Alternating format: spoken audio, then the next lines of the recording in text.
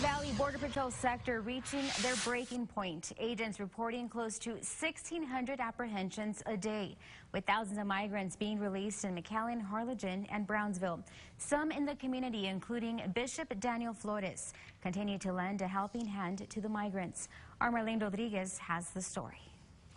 As the surge of migrants coming to the United States continues, shelters and churches in the Rio Grande Valley continue providing their assistance to help in what has been called a humanitarian crisis, including the Catholic Diocese shelter in Brownsville.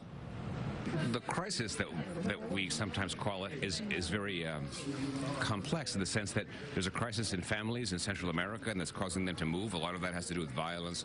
A lot of that has to do with extreme poverty.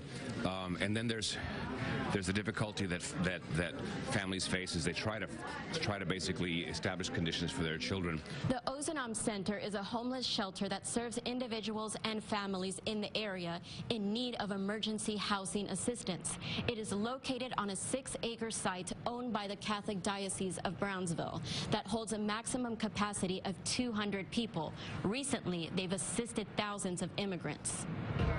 Right now, we're like at up to today, we're like 3,700 that we've helped out in the last couple of months. The Ozanam Center was originally established by the Diocese of Brownsville to house Central American political refugees. And because of the recent surge, it is going back to its roots because they believe it's the right thing to do.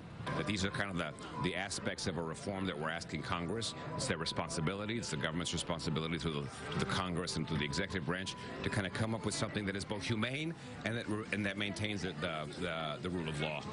The Ozanam Center also recently upgraded their facilities with a new kitchen and solar power system so they can better assist people who come to their shelter. In the studio, Marlene Rodriguez, Local 23 News. All right, Marlene, thank you. Bishop Daniel Flores delivered comments at a ceremony outside the shelter's dining hall on Monday, also blessing the building.